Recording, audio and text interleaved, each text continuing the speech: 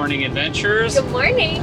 We are back in Clementine and we are headed out west. There's actually this off-roading festival that we have been dying to go to. Basically, a ton of RVs come together on this dried up lake bed in California, and it looks like an awesome experience. So we decided to get the old convoy back together and head on out there. So you guys might have noticed that we took a little bit of a break. We were actually down in Texas working on the tiny home. A lot of you guys have been wondering about that. We still have it. It's still a project. We were just kind of doing some boring, mundane things on it, but don't worry, renovation videos will return. But anyways, we are back on the road, and during this road trip, we really want to see some parts of the West that we have never gotten a chance to properly explore. And down in the southeast corner of Arizona is this little group of mountains, and nestled inside of it is the town of Bisbee, which is easily the most charming little mountain town in all of Arizona. And we are about 5 miles away from it right now. Yay, adventure! Let's do it!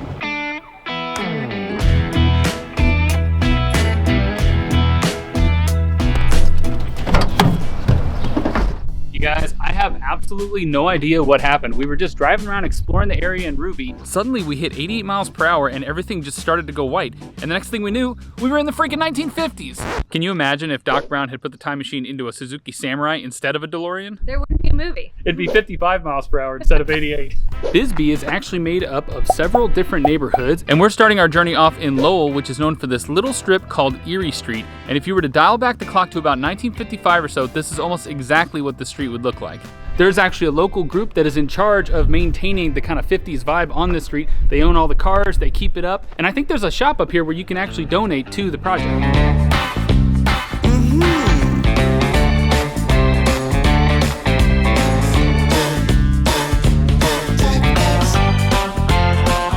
Arizona Thunder. That's me. You know why? Because I was born in Arizona. Yeah, and you're packing some thunder. That is true. I was really born in Phoenix, though. He was, just long up there. Time ago. In a previous century, a previous millennium, all those things. Yeah, the 1900s, man. Whew, they were rough. Believe it or not, in its heyday, Bisbee was the largest town between Houston, Texas, and LA. In fact, the highway that we rode in on Highway 80 was the first paved road in Arizona.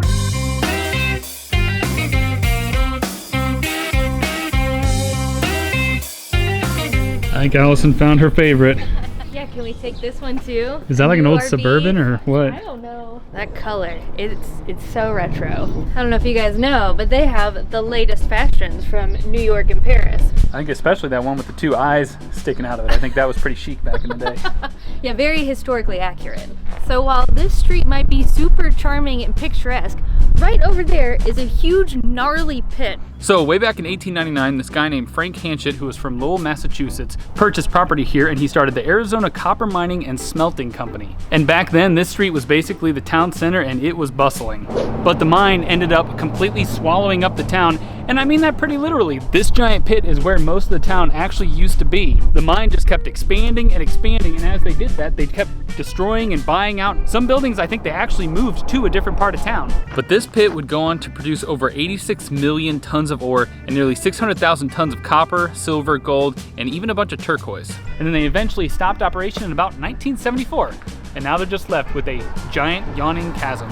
It's really beautiful though, in a kind of a weird old Western type of way. Did you just say yawning chasm? Yeah, I think Jerry said that in Seinfeld one time. A deep yawning chasm. Of course it's a Seinfeld reference. Probably works.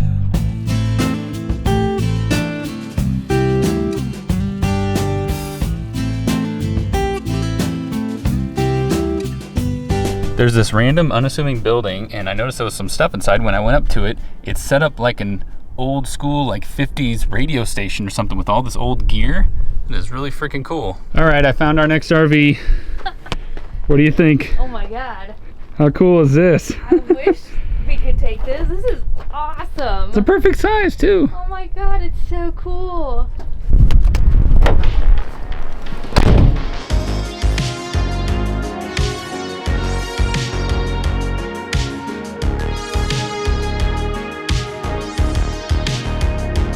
We made a quick stop at the Lavender Pit lookout. Oh my God, I do not think it's going to come across, but this thing is 4,000 feet long, 5,000 feet wide. There's like a mile in each direction, and it is 850 feet deep. They mined a whopping 8 billion pounds of copper here. It's crazy to think that so much copper was pulled out of here that we've probably used a copper pipe that originated from here. get from Lowell to the actual historic center of Bisbee, you just take Highway 80, which runs right along the pit, so you get these epic panoramas of it, and then within about a couple minutes you are in the downtown area of Bisbee, which is where we're heading now. That's all I got.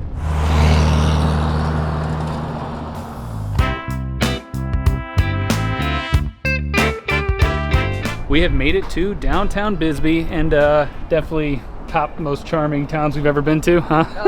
I'm in love. You guys, we are such a sucker for really old historic towns with lots of colors and art and shops everywhere. And old by US standards, you know, Well. 1800s. But one of this town's claim to fame is that apparently they have the best year-round climate on Earth. They even have a sign right over here that says so you know it's true. Can confirm it's sunny, warm, and beautiful while the rest of the country is freezing. Check this out. Tracker.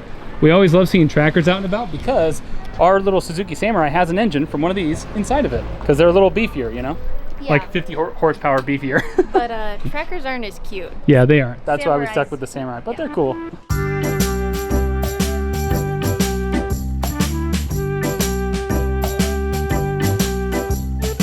After the mining industry finally left Bisbee, there was a pretty sharp decline in housing and population. But over time, I guess hippies and artists ended up moving in, and it slowly became this artistic hub. So you'll literally see art lining the streets with so many galleries all over town. There's way more artwork on this street than I thought there would be. I can't even take it all in.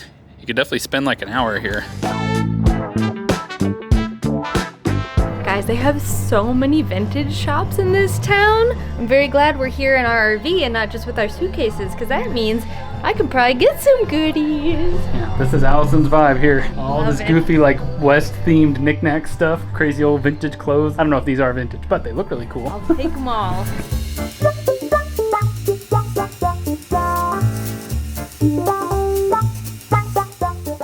You might have found the coolest jacket ever made. Holy cow. That's That awesome. is All right, amazing. you're gonna have to get that. Okay, I'll That's never just too take good. it off. Look at that. Oh my god. This is what the sunset actually looks like here. Yes, confirmed. Did you see that bumper sticker over there? The asteroid one? Good. It's pretty funny. Pretty funny. And that's all I'll say about politics. Obviously, you guys already know there are mines all over the area, but check out what we just found. This little underpass thing here is an inactive mine, but it's just like completely open, so they haven't even closed this one off. The town of Bisbee is known for having a lot of stairs, and that's because all the houses are built into the rock faces and the hills. In fact, this staircase is the Bisbee 1000. Are we about to go up 1,000 stairs? I don't know if I'm gonna make 1,000, but I'll go up this little flight. All right, well, get on climbing, boy. This is a race. Are you coming?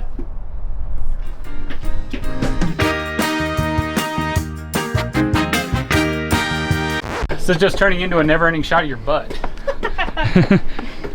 Work it, girl. This is cool. These people have like a little rock terrace built into the hill. You know. How stupid do you feel right now? I fell. I was trying to get a cool slow motion shot and I slipped. Kind of hurt. I almost broke my wrist. But I didn't. This is why you should never film and walk, kids. Oh, I did skin it up though. Oh no. I've had worse. Much worse. Okay.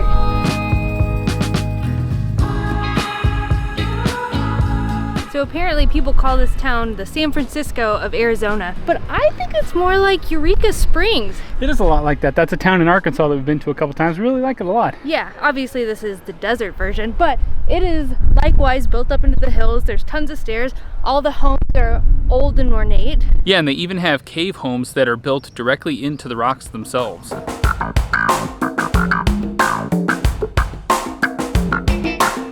If I can't handle the steps, I probably can't handle this, huh?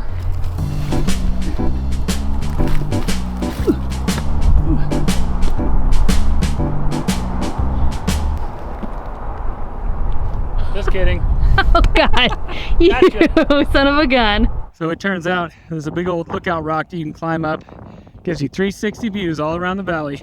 Oh, there's a big old bee up there. Bisbee.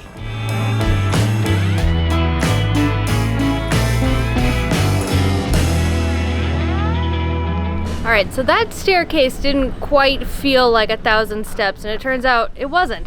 There's actually an entire hiking trail here in Bisbee. You take this route all through the town, and combined, you climb 1,000 stairs. So we climbed like 100 or something. 10% of the way there. Yeah. Good enough for me. Sorry. Did you have more to say? I was going to do a transition. No, just get out of here.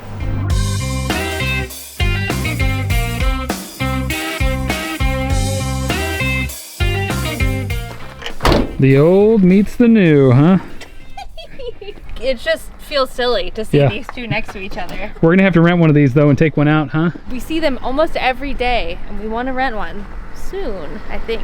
There are obviously tons of bars in downtown Bisbee, but we actually came across a place that's about 5 minutes outside of downtown Bisbee, actually just down the road from our RV park. It is called the Thirsty Lizard, and it just looked really authentic and confirmed. It is. It's full of locals. This is just some random bar out in the middle of the desert. There's literally nothing as far as the eye can see, and they had the most technological beer pouring contraption that I've ever seen in my life. There is a hole in the bottom of this glass, and there's a little magnet that sits on top of it, and the way they fill it is they set it on top of this little thing that pushes the magnet off, fills the glass up with beer, and then when it's done, the magnet sits back on top of it. So they pour in reverse. They say they never waste any beer because it does a perfect pour every time. A perfect pour? Perfect.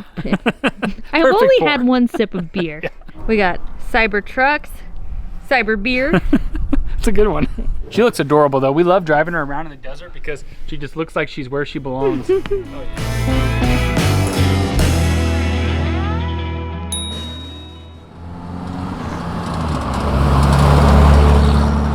We came back to Erie Street because there is a very iconic breakfast spot you must try. It is called the Bisbee Breakfast Club. Breakfast Club, that's kind of 80s, you know, not so much 50s, but that's all right. No, it's okay. It's of a bygone era, right? Sure. Also, yes, Allison did get the jacket. I got the jacket, you guys. It's awesome. She looks amazing. It's so fun and cool. I've never had a bomber jacket in my life. I didn't know I was a bomber girl, but look at me. Oh, you're bombing all right.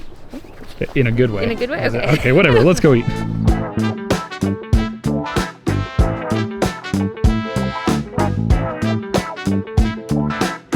Holy moly, look what we have done, y'all. I think our eyes were a little bit bigger than our stomachs, as usual. Yep, oops. I think we were a little hungrier than we realized. But we basically just got everything that they recommended. We have beautiful Belgian waffles here, French toast, their breakfast skillet, corned beef hash, and each dish came with its own biscuit, and this is the biggest biscuit that I've ever seen in my entire life. I can't even believe that's comically large. Needless to say, we are going to have many meals out of this one meal. If you are even hungrier than us, they have a dish called the Ronnie Swanson, which is eggs, a bunch of meat, and it comes with a shot of scotch. What was it called? Lagavulin. That's what Ron Swanson from Parks and Recreation always gets. So yeah. So come here very, very hungry.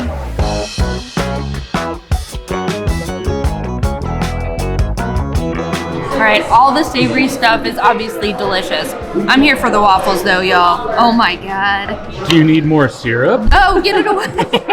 Guys, whenever we do the slow-mo pouring of the syrup, I have to pour way more than any human should ever eat to make sure we get the shot. So this thing is coated, baby. Oh my God, it's just crunchy. I think there's some cinnamon in there, definitely vanilla, just cooked to perfection. The powdered sugar, the syrup, oh my God. I can smell it from over here. It's amazing. Oh, it's so good. Don't fill up on the waffles. You still got a whole plate of French toast over here. Yeah, we'll see how this goes. Guys, if you come here, get the skillet. I mean, in addition to the waffles and French toast, but this is one of the most delicious skillets I've ever had. You're actually supposed to dump all that gravy on here, but I didn't want to do that. But it is so fresh and delicious, flavorful. I would definitely say the waffle and the skillet are the stars, hands down. Yeah. And this gravy. And the biscuit. Oh wait, there's a lot of stars. It's an all-star team, is what I'm trying to say.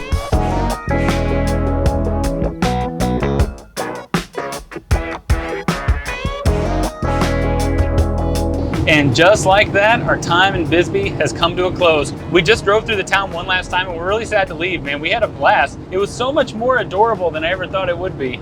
It's one of those little towns that you hope it's as cool as it looks in the photos, and it ends up being cooler. But we had a really epic drive just leaving the city, just driving through these mountains and canyons and valleys. It was pretty sweet. But we have more adventures to come. We are heading further out west, and that's it. I don't have any big finish. It's just fun to be back on the road in Clementine. It's been half a year since Yeah. we did anything in her. Luckily, the temperatures are perfect, so I think it's gonna be an awesome little trip. And I guess with that, goodbye, adventurers. We'll see you on the road.